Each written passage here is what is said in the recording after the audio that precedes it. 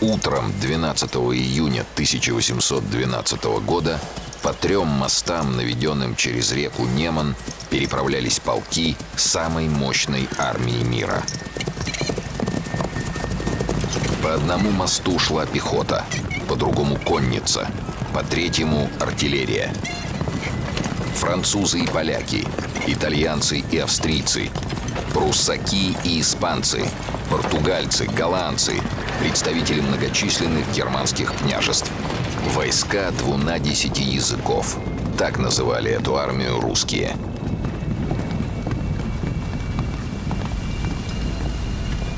Возглавляемая императором Франции Наполеоном, она вторглась в пределы Российской империи.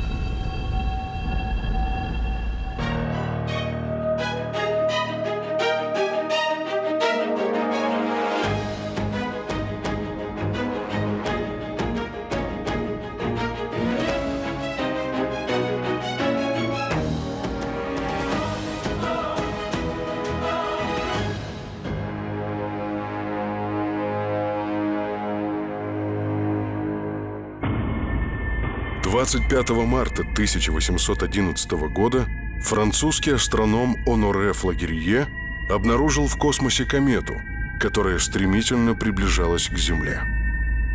Большая комета с обозначением C1811F1, видимая в небе невооруженным глазом в течение 290 дней, наводила ужас на жителей Земли. О ней говорили как о предвестнике страшных бедствий, разрушений и катастроф. А в России она навсегда осталась кометой 1812 года.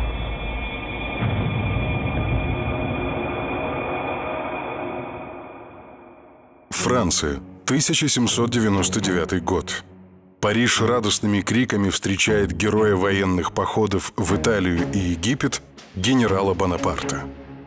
Не прошло и месяца, как популярный среди солдат 30-летний командующий, поддержанный заговорщиками и армией, разогнал директорию, главный орган исполнительной власти, и провозгласил себя первым консулом Франции. А через 5 лет – императором. Амбициозный диктатор Наполеон проводил жесткую внутреннюю политику.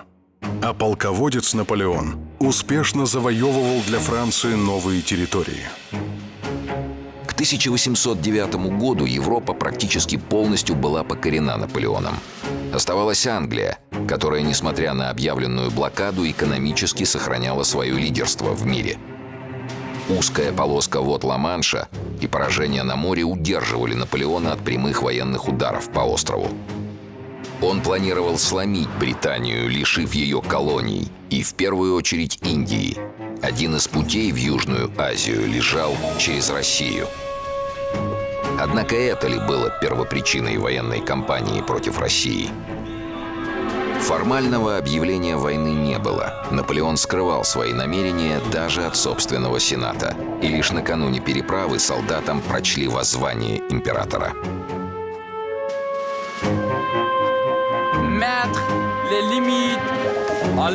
Положить пределы горделивому влиянию России, которое она проявляла в течение 50 лет на дела Европы.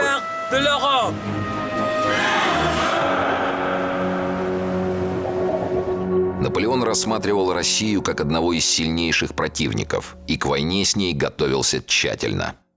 По приказу Наполеона в Россию забрасывалось большое количество шпионов, которые собирали сведения о российской армии и будущем театре военных действий. Предпринимались попытки подорвать российскую экономику изнутри путем распространения фальшивых денежных купюр. Понимая, что путь в Россию не близкий, по предполагаемой дороге следования французских войск создавались запасы продовольствия и боеприпасов.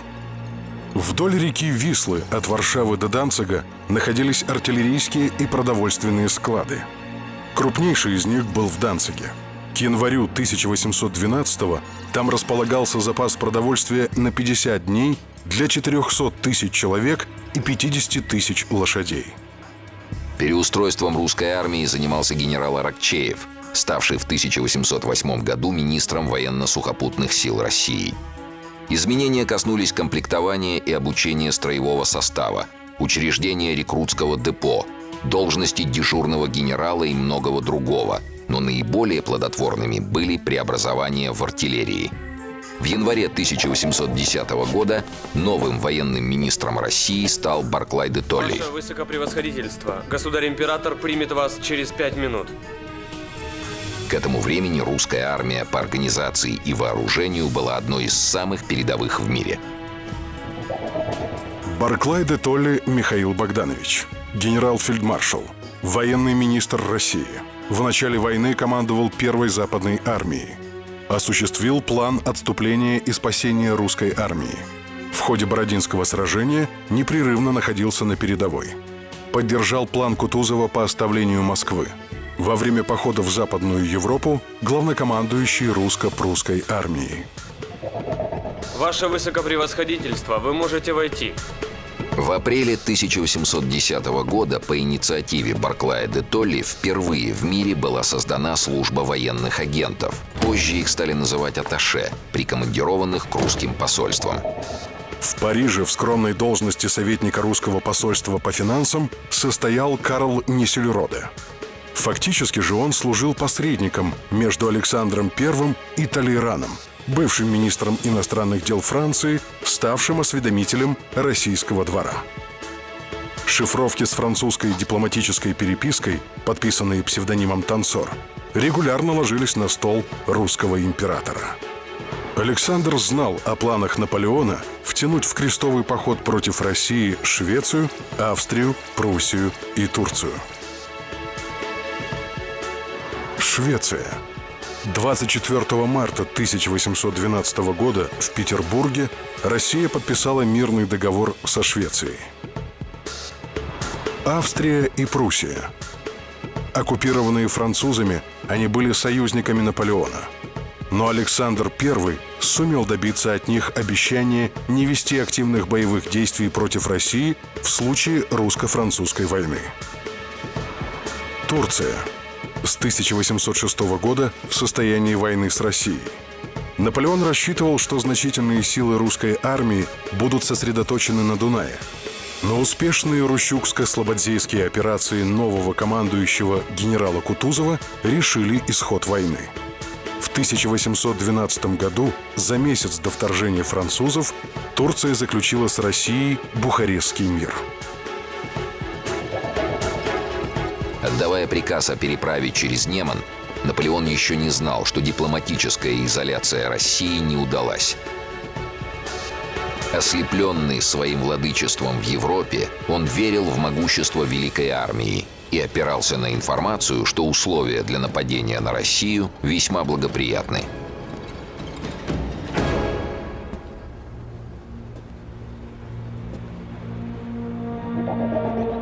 Часть русских войск все еще находилась в Бессарабии. Несколько дивизий стояло в присоединенной Финляндии.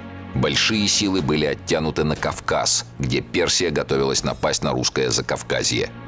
На западной границе России находились 3 русские армии, численностью не более 220 тысяч человек. Им противостояли 614 тысяч солдат Наполеона.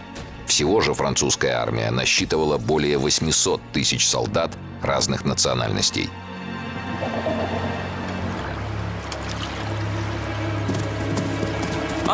Пассаж интерди! Стой, прохода нет. Свои приготовления к нападению французы тщательно скрывали. Солдатам и офицерам запрещалось даже приближаться к Неману. Сохранял конспирацию и сам Наполеон. Утром, накануне форсирования реки, он переоделся в польскую шинель и в сопровождении свиты отправился к месту переправы.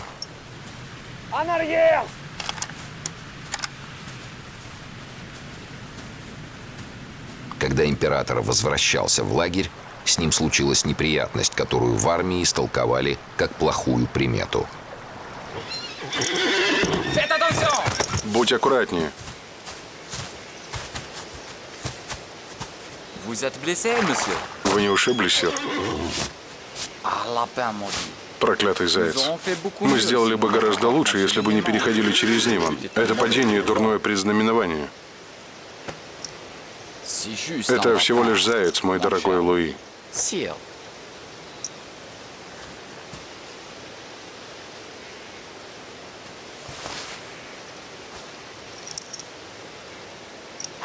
C'est juste. Это всего лишь заяц. Ouais.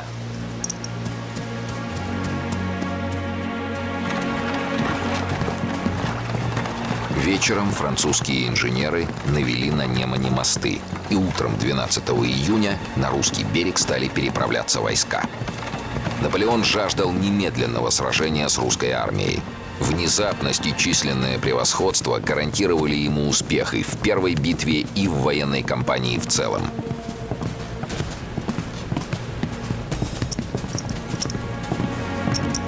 L'armée russe ne peut pas reculer de la Lituanie comme ça.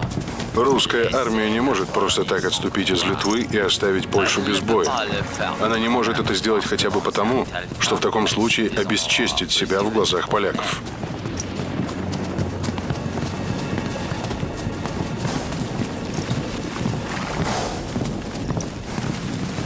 Утро 12 июня принесло Наполеону первое разочарование.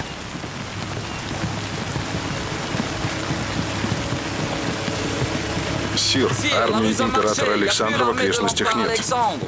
Да, погода сейчас для охоты ни к черту. Господа, давеча встретил поручика. Генерал! Дамы, вы знаете, о нас никому четко напоминали.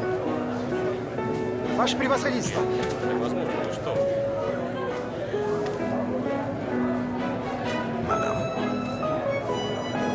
Слушаю. Ваше превосходительство.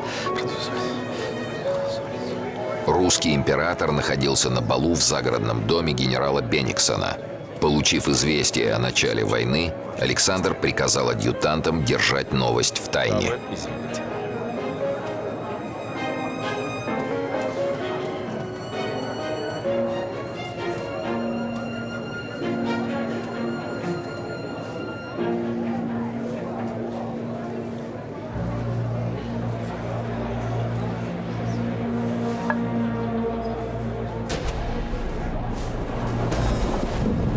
Лишь поздним вечером, вернувшись к себе, он занялся распоряжениями. Без объявления войны вступить в Россию. Я помирюсь только тогда, когда не останется ни одного вооруженного неприятеля на моей земле. Александр I, внук Екатерины II, старший сын императора Павла I. Екатерина считала своего внука талантливее Павла и хотела, чтобы после нее именно он занял престол. Александр и его брат Константин воспитывались по-спартански. Спали на жесткой постели, вставали рано, ели простую пищу.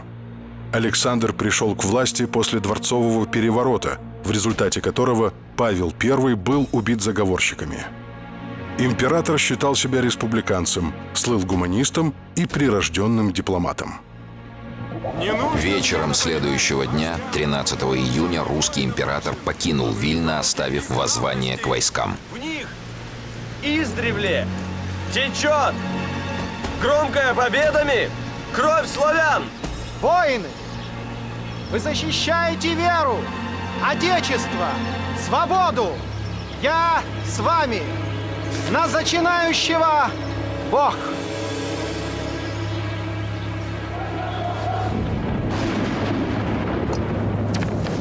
И все же Александр предпринял последнюю попытку остановить войну. К Наполеону с письмом отправился министр полиции, генерал-адъютант Балашов. Балашов Александр Дмитриевич, генерал от инфантерии, министр полиции. Всю войну 1812 года находился при Александре I.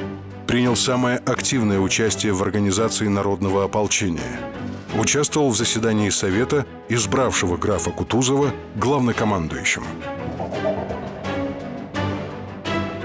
Балашов предложил французским войскам вернуться на Неман и там приступить к переговорам.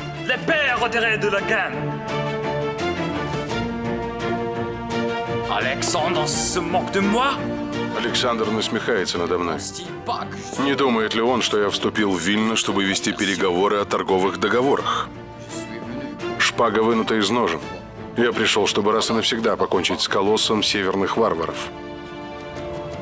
Что мне передать императору?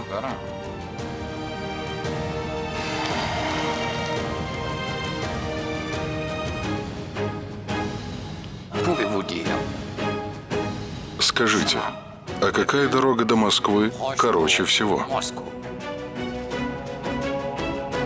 Il y a plusieurs chemins. К Москве pour ведут Moscou. несколько дорог. Charles Карл XII, например, выбрал a дорогу choisi через de Полтаву. passer par Poltava. Наполеоновская армия шла на Москву. Армия, не знавшая поражений. Армия с железной дисциплиной и высоким моральным духом. Армия, ведомая талантливыми полководцами своего времени.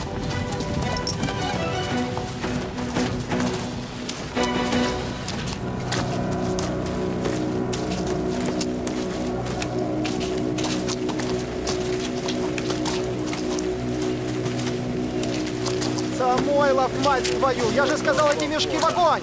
Вот те на подводу! Давай быстро у меня все! Гляди у меня там! А мне не хочется. Да кто его знает? Никто не говорит. А куда идем-то? Значит, ступай. Эх, видишь, казаки бегут. Дочисто. Не по плечам. Русская армия оставляла Вильно. Из города вывозилось все, что могло иметь хоть какую-нибудь ценность для неприятеля, что не поддавалось транспортировке, сжигалось. Уже вечером главные силы французов входили в Вильно. Польская шляхта встречала их как освободителей. Развивались знамена. Горожане преподнесли Наполеону ключи от города. Но через 3 дня начались грабежи мирного населения.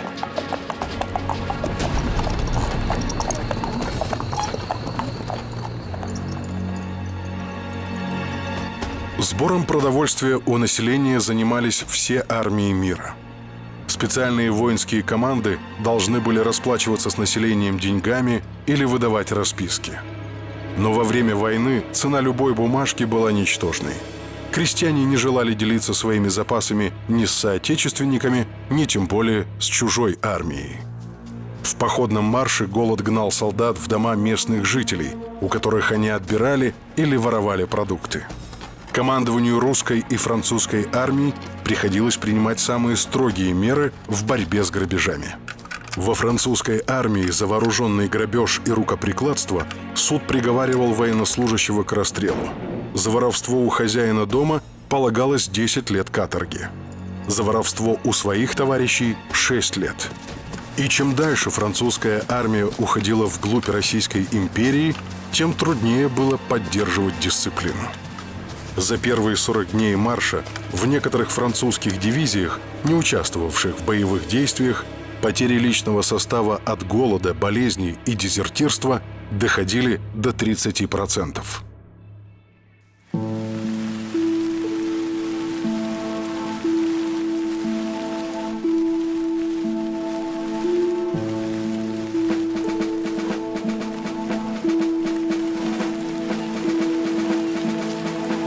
Henri, vite, fais vite. Анри, быстрее, быстрее.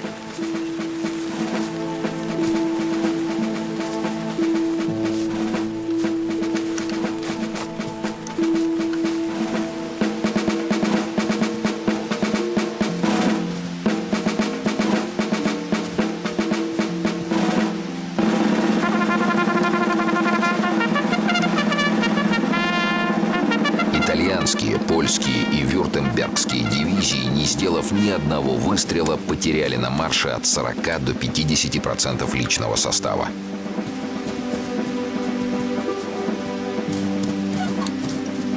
Утром по звуку труб эскадроны и полки продолжили свой нескончаемый марш на восток, вперед к далекой, неведомой и загадочной Москве.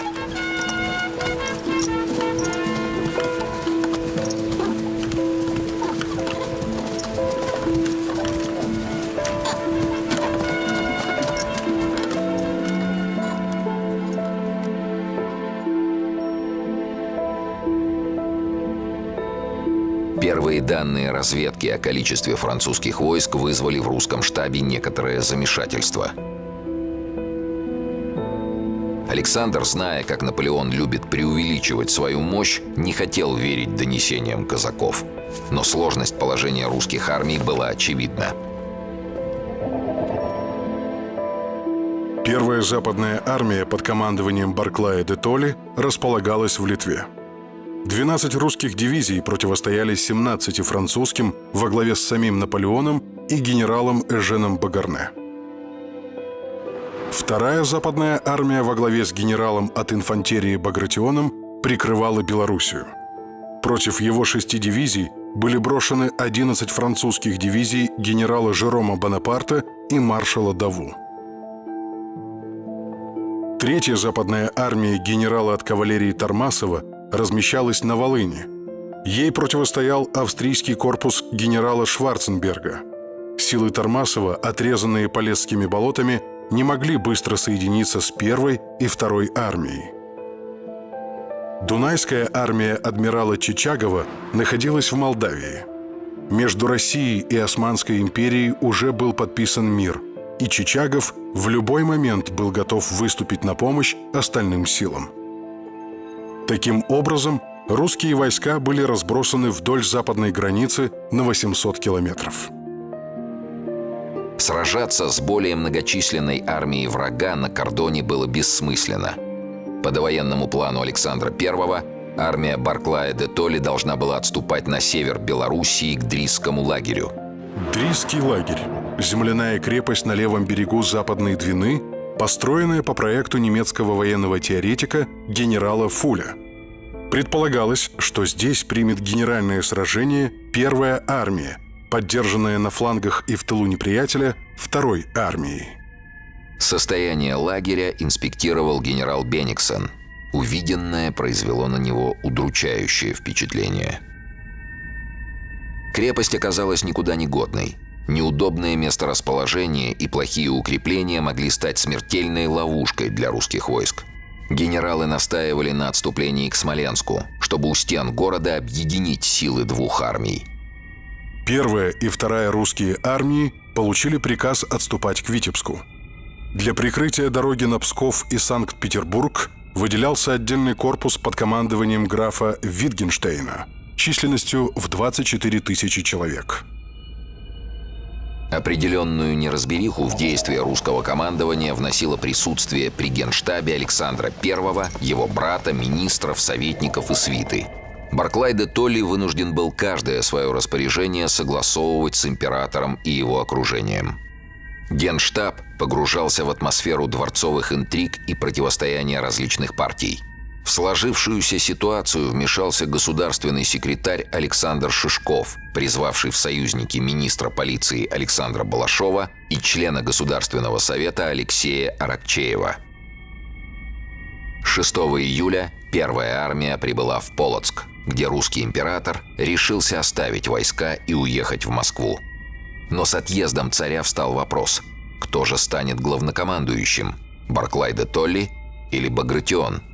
Багратион Петр Иванович, генерал от инфантерии.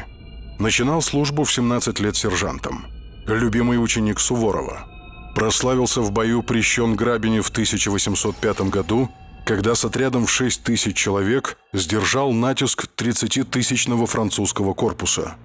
Во время Отечественной войны командовал Второй западной армией. В Бородинской битве был тяжело ранен и спустя 17 дней умер. Александр I сделал свой выбор. Ну что ж, дорогой мой, доверяю вам свою армию. И запомните одно, что другой у меня нет. Главнокомандующим Первой русской армией был назначен Барклай де Толли. Отныне Багратион переходил к нему в подчинение.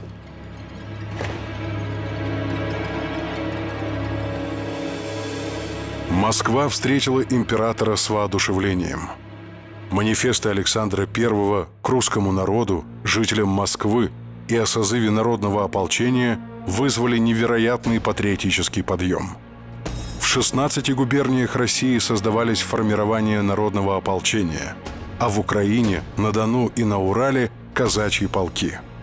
Крестьяне с согласия помещика охотно шли на войну, надеясь получить вольную. Только Московская губерния обязалась снарядить и выставить 80 тысяч человек. Частные лица на свои средства формировали, одевали и вооружали батальоны и эскадроны. Дворянство записывалось в армию. В храмах служили молебны о спасении России.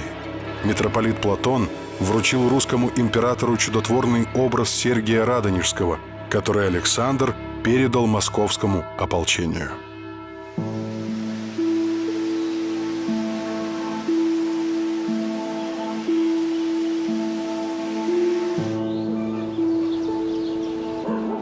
Ну чё там, Самойлов?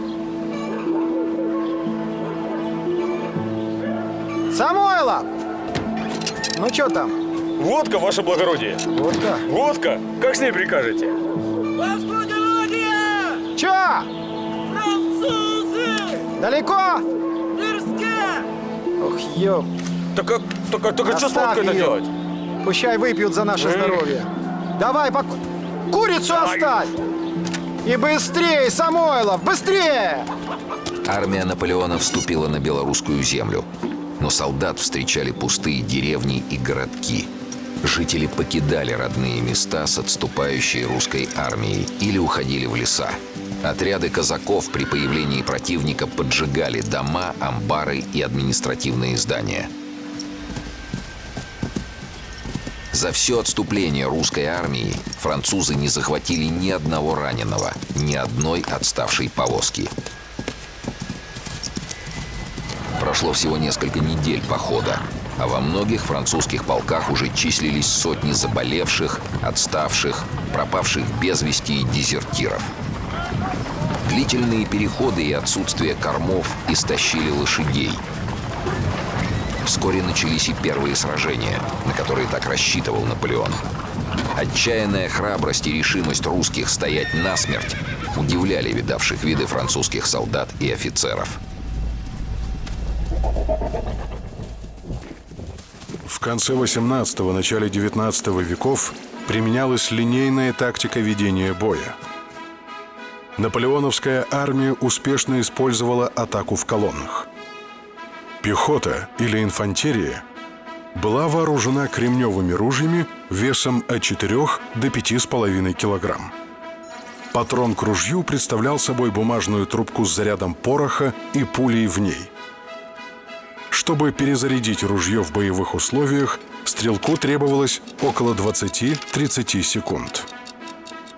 Разорвав зубами патрон, солдат отсыпал немного пороха на полку замка, высыпал остальной порох в канал ствола, а затем туда же шомполом забивал пулю и пыш.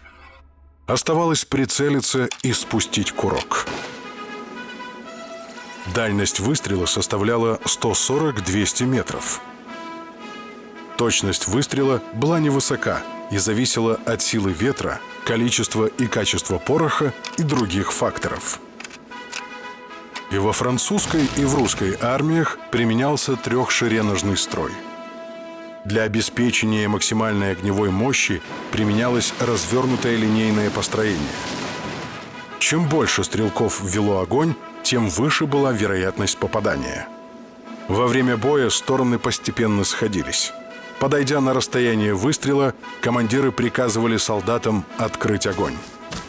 После нескольких залпов одна из сторон либо начинала отступать, либо бросалась в штыки на неприятеля. При этом строй не переходил на бег, а лишь ускорял шаг, выставив вперед штыки. Плотная, ощетинившаяся штыками линия производила на противника ошеломляющее впечатление.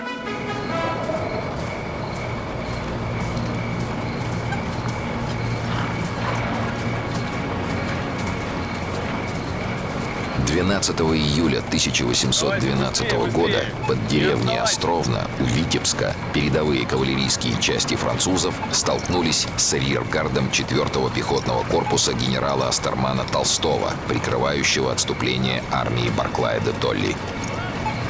Ваше превосходительство! Неприятель в 5 верстах от нас.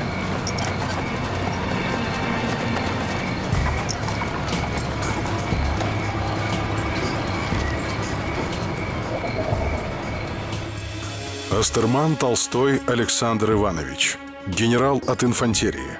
Заключение Тильзитского мирного договора с Наполеоном не принял. Неожиданно подал в отставку. Возвратился в армию с началом Отечественной войны, приняв командование 4-м пехотным корпусом. Ночью в нескольких километрах от местечка Бешенковичи отряд французской кавалерии увидел идущих впереди солдат. Французские гусары спокойно двинулись вслед за неизвестными, принимая их за своих. Вдруг те открыли стрельбу. Оказалось, что это русский арьергард, получивший приказ задержать неприятеля. С боем войска подошли к Островно.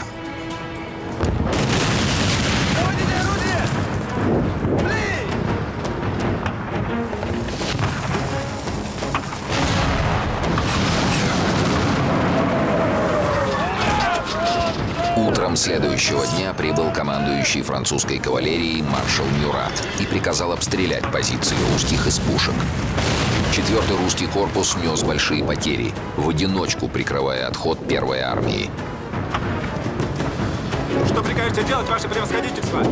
Тогда-то Астерман и отдал свой знаменитый приказ. Ничего не делать. Стоять и умирать.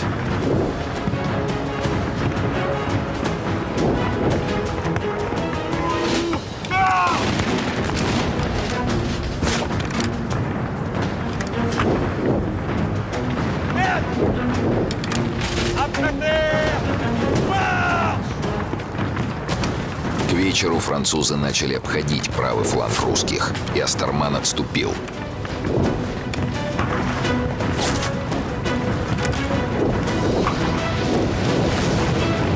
На рассвете следующего дня к его полкам присоединилась дивизия Коновницына, и бой возобновился с новой силой. Коновницын Петр Петрович, генерал от инфантерии. Человек невероятной смелости и необычайной доброты. При отступлении позволял солдатам брать в обоз желающих уехать жителей. После Бородинской битвы командовал 3-м пехотным корпусом. Затем был дежурным генералом штаба Кутузова. С 1815 года военный министр Российской империи. Пехоту Коновницына с двух сторон атаковали войска Багарне и Мюрата. Близко не подпускать! Гладь, цель, блин!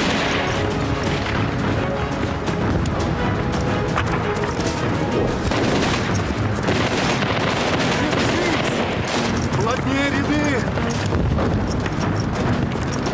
Орлами стоять!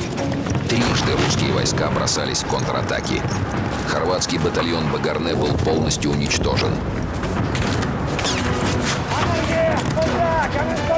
Среди французских войск возникло замешательство, но они продолжали наступать. К 3 часам дня французы начали обходить позицию Коновницына с флангов. Чтобы избежать окружения, генерал приказал отходить. Силы Мюрата были настолько истощены, что он не бросился вслед за русскими. Однако прибывший на место боя Наполеон приказал немедленно начать преследование. Император понимал, что Коновницын лишь прикрывает отступление Барклая де Толли, который спешит соединиться с войсками Багратиона. До самой ночи русские пехотинцы шли, непрерывно отстреливаясь.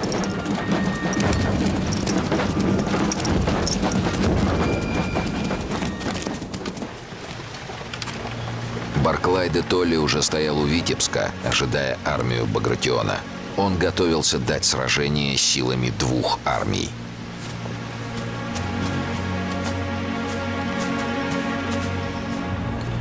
Но на долю Багратиона и его солдат выпали тяжелые испытания. Наперерез 2-й армии, стремясь разбить русские армии по частям, Наполеон бросил 2 корпуса. Правое крыло французской армии возглавлял брат Наполеона, Жером Бонапарт. По оценке французов, они выставили не менее 90 тысяч своих солдат против 45 тысяч русских. Войскам Багратиона грозило окружение, но они сумели уйти. 28 июня Багратион разгромил авангард войск Жерома и двинулся в направлении Минска, не зная, что город уже взят войсками маршала Даву. Дорога на север Багратиону была закрыта. Даву Луи Николя, маршал Франции, соученик Наполеона по военной школе. Один из самых талантливых французских военачальников. При Бородине лично повел в атаку пехотный полк, был контужен. В 1814-м с корпусом войск оборонял Гамбург, даже узнав об отречении императора. Но французы упустили возможность окружить Багратиона. Легкомысленный брат Наполеона 4 дня отдыхал в Гродно. И хотя его войска продолжали наступление, вторая армия сумела уйти. Из письма Багратиона Ермолову. На силу вырвался из аду. Дураки меня выпустили. Багратион шел к Могилеву. Армии предстояло переправиться через Днепр, выйти к Витебску и там соединиться с войсками Барклая де Толли. И вновь Даву опередил. Корпус маршала занял Могилев и деревню Салтановку, преградив дорогу Багратиону. Только разведка боем могла дать ответ о составе войск противника, чтобы затем определить дальнейший путь продвижения армии.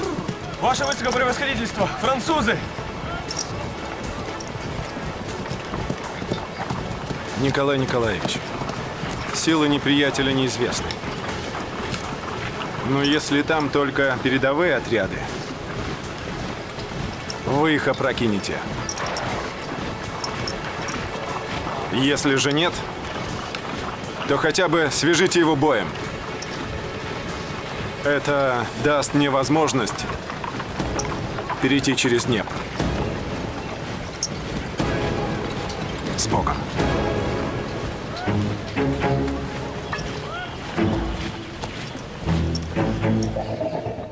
Раевский Николай Николаевич, генерал от кавалерии. Участвовал в военных действиях против турок, поляков и шведов. Командовал 7-м пехотным корпусом. Героически проявил себя в сражениях под Салтановкой, Смоленском, Бородином. Силы Даву насчитывали 12 тысяч человек против 15 тысяч Раевского. Свою кавалерию и артиллерию французы разместили на закрытой и пересеченной местности. Русским же предстояло преодолеть глубокий овраг перед позициями неприятеля. Утром 11 июля Раевский двинулся вперед. Он поручил дивизии генерала Паскевича обойти позицию французов по лесным тропам. С боем заняв деревню Фатово, русские батальоны неожиданно были атакованы французами. Вследствие разных причин наступление Раевского с главными силами началось позднее действий Паскевича. Смоленский пехотный полк был встречен сильным огнем со стороны противника. Раевский лично возглавил атаку, но его войска сумели лишь отбросить французский батальон за ручей. От пленных Раевский узнал, что впереди основные силы Даву. Дорога на Витебск была закрыта. Багратион отправил курьера к Барклаю. Он сообщал, что вынужден идти к Смоленску, где и надеется встретиться с первой армией. Даву ждал, что на следующий день на него обрушится вся мощь русских, и срочно укреплял позиции. Однако ночью основные силы Багратиона перешли Днепр у Нового Быхова и ушли от преследования. Лишь спустя 2 дня Даву понял свою ошибку и бросился в погоню. Но поздно. Армия Багратиона уже шла к Смоленску. Когда Наполеон узнал, что его брат Жером упустил Багратиона, он пришел в бешенство.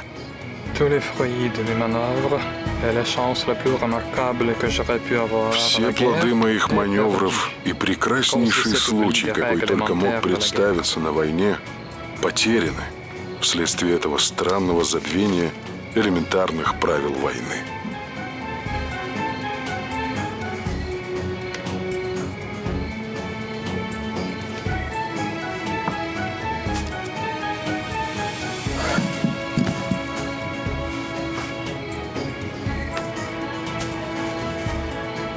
Обиженный Жером демонстративно оставил свой пост и уехал в Кассель.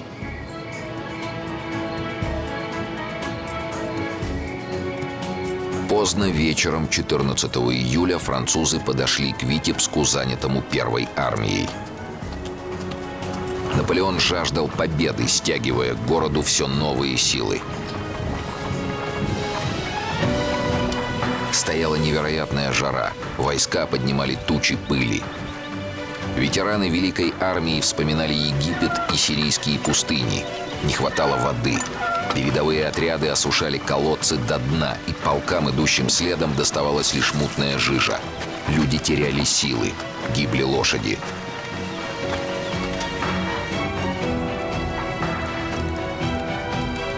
Наполеон пытался понять планы Барклая. Будет ли он, наконец, сражаться?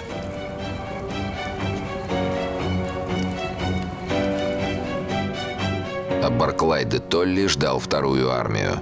Но утром к нему прибыл посланник от Багратиона, князь Меньшиков. Ваше высокопревосходительство, вторая армия движется к Смоленску.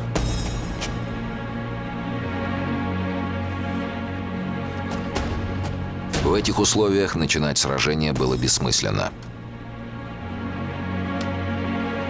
Весь день 15 июля Наполеон изучал позиции и подтягивал к Витебску новые части.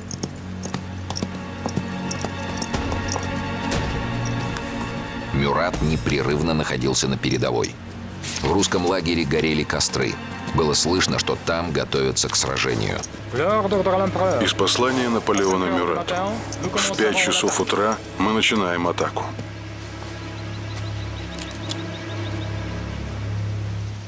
Comment sont partis? Как ушли? Où? Куда? Comment 100 000 personnes? Как 100 000 человек могут бесшумно покинуть лагерь и бесследно скрыться?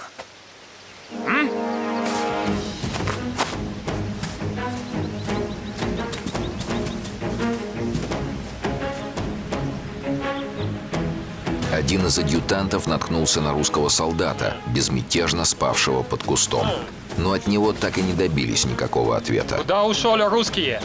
Петербург или Москву? Dis-le parbleu! Император велел подходить к русскому лагерю со всеми предосторожностями, опасаясь засады. В лагере царила мертвая тишина. Необходимо было понять, что все это значит и что предпринимать. Принял ли Барклай де Толли решение сражаться, или русские отступают, заманивая французов вглубь России? Французы вошли в Витебск. На улицах ни души.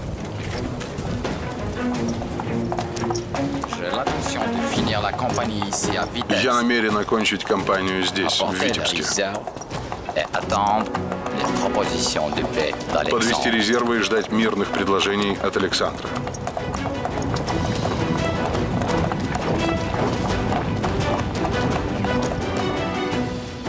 В Витебске Наполеон узнал о заключении мирного договора между Россией и Турцией.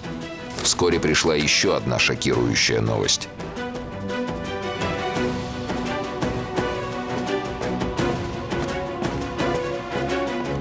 Сир, Сир, генерал Ренье разбит.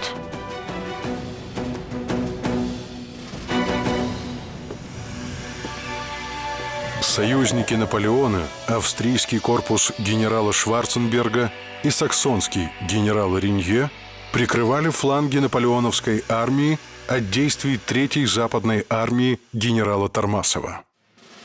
Выполняя предписание Барклая де Толли, Тормасов атаковал с фланга и в тылу неприятеля, который устремился против князя Багратиона. Тормасов Александр Петрович, генерал от кавалерии, участник русско-турецкой войны. При Павле I был отправлен в отставку, но через год вернулся в армию. Ближайший помощник Кутузова. Участвовал в сражениях под Малоярославцем, Вязьмой, Красным. После войны член Государственного совета, генерал-губернатор Москвы. Дивизии Тормасова, заняв Брест, атаковали саксонский гарнизон генерала Ренье в Кобрине. После жестокого боя саксонцы сложили оружие. Ренье, узнав о поражении своего гарнизона, отступил к Слониму, прося помощи у Наполеона. Корпусу Шварценберга идти на помощь Ренье. Свои войска я веду к Смоленску. Я считаю, что это неправильно. Но французские генералы высказались против подобного плана. Они утверждали, что тактика русских отходить вглубь страны означает для французской армии одно – гибель. Говорили о падеже лошадей, недостатке провианта, выжженных деревнях и огромных расстояниях, которые солдаты преодолевают в условиях жары и нехватки воды.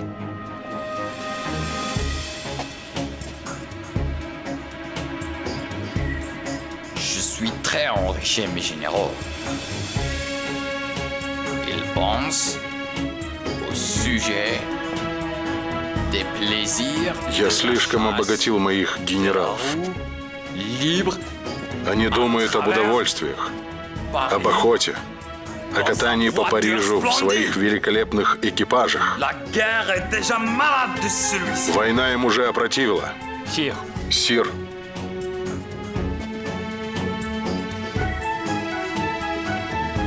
Ne nous comprenons pas. Pas de but. Pas besoin de cette guerre. мы сами не понимаем ни цели, ни необходимости этой войны. Эта война не народна и обречена на поражение. Мы должны заключить мир. Сейчас и немедленно.